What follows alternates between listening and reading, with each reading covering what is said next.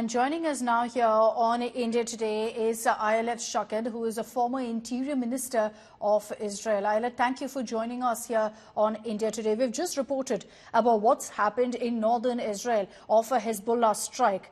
Even as Hamas continues to fire missiles in your direction, in Israel's direction, can Israel actually counter this multiple front conflict, Ayelet, in northern Israel with Hezbollah and in south with Gaza with Hamas? Yes, we have one of the best armies in the world. Definitely, we can handle multiple fronts. You know that it's up to Hezbollah to decide whether they want to attack Israel. But if they choose to attack us, we will eliminate them as well. Let's talk about what's happening right now in Gaza, where there's serious concern over these reports that suggest 500 plus people have died in a hospital strike in Gaza. And I know that already Israel has said that, we have no role in this whatsoever, that this was the doing of Hamas terrorists. But Israel now, Ayelet, stating that this didn't happen? Or are you stating that, this was the Hamas's doing, that this hospital was struck down by Hamas? Because some suggest that this was just a strike on a parking lot. So you need to check the facts, the photos, the videos, all the data shows 100%, no 19%, 95%, 100%.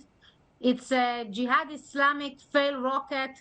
The Islamic Jihad shoot rockets toward Israel. One of them hit a parking lot of an hospital. The hospital is standing, but the missile fall in a parking lot of an hospital and cause, of course, damage. So you see that the Hamas and the Islamic Jihad, they slaughtered our children, they slaughtered our babies, and they don't care to kill their own children as well. Do you then believe the claims of 500 people having died in this strike?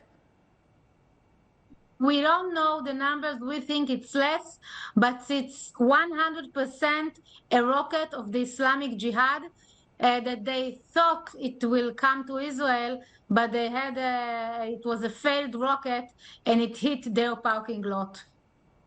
Ayelet, with what's happened in all of these reports of an attack of a strike on a hospital and casualty counts going up in Gaza, is there now pressure on Israel from allies, from the United States, from even the UAE saying that, look, you need to stop your invasion right now. There's a humanitarian crisis playing out in Gaza?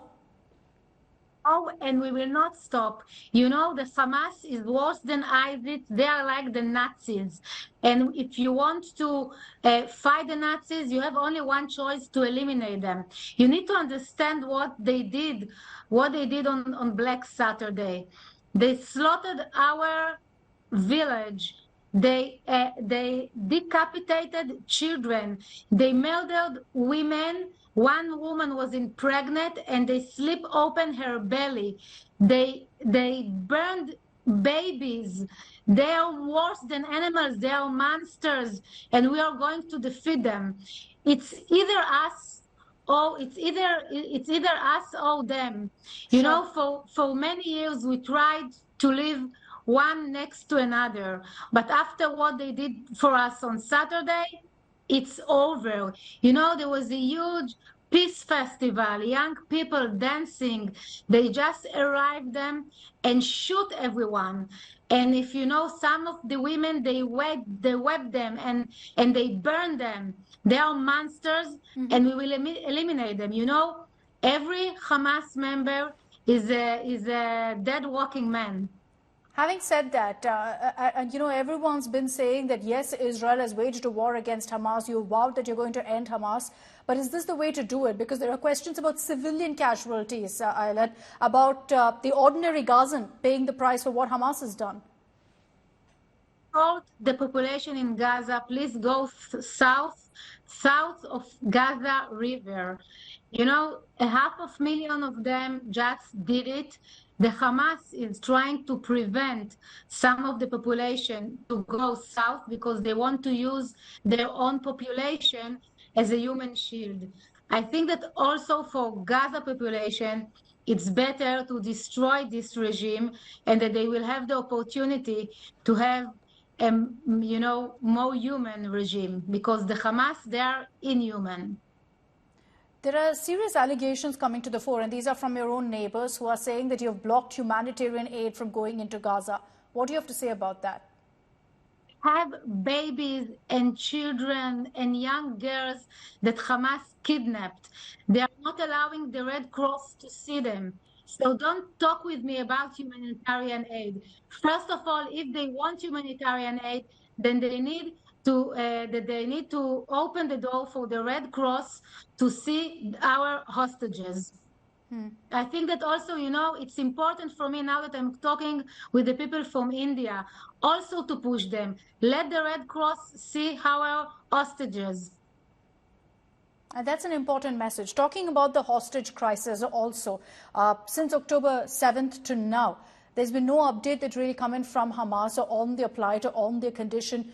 Is that a serious challenge for Israel to ensure the safe return of these hostages? And how is really the administration going about that, Ayelet? Yes, of course. As I said, there are families with small babies, few months, they are just few months old, and little girls and little children. They are keeping them in Gaza. We don't know in which conditions. We saw what they did to the babies in Gaza, in Be'eri and in Gaza. They just burn them. They shoot them. So it's for us to call the international community that the international community should interfere and push on the Hamas to open the doors for the Red Cross to visit them.